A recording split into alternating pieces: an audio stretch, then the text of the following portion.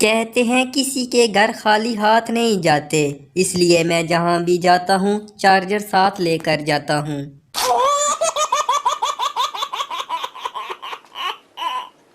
گھر میں جب بھی مجھے ڈانٹ کے امکانات نظر آتے ہیں میں سب سے پہلے اپنا موبائل چھپاتا ہوں۔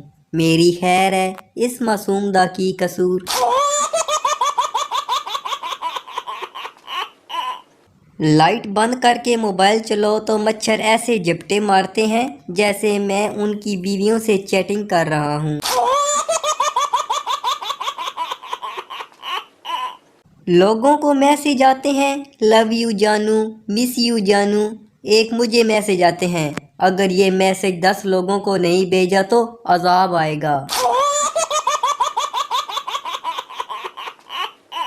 ماں گھبرائی ہوئی بولی بیٹا جلدی کرو بہو کو فالج کا اٹیک ہو رہا ہے، منہ ٹیڑھا، آنکھیں اوپر اور گردن گھوم گئی ہے۔ بیٹا وہ سیلفی لے رہی ہوگی۔ موبائل کی اس قدر عادت ہو گئی ہے، ٹھیک کروانے کے لیے کسی کو دیا جائے تو لگتا ہے جیسے کوئی چاہنے والا اسپتال میں ہے۔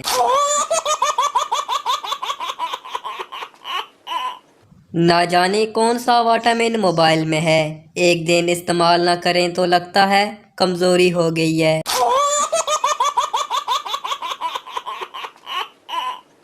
آج کل بندہ غلطی سے گھر والوں کو تھوڑا ٹائم دینے بیٹھ جائے تو سب سے پہلا سوال ہوتا ہے بیٹا موبائل ٹھیک ہے نا؟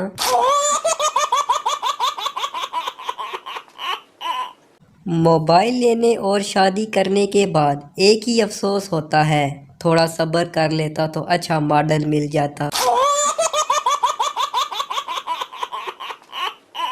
موبائل تھوڑا سا گرم ہو جائے تو دل کانپ جاتا ہے کہ کہیں امی کی دعا قبول تو نہیں ہوگی۔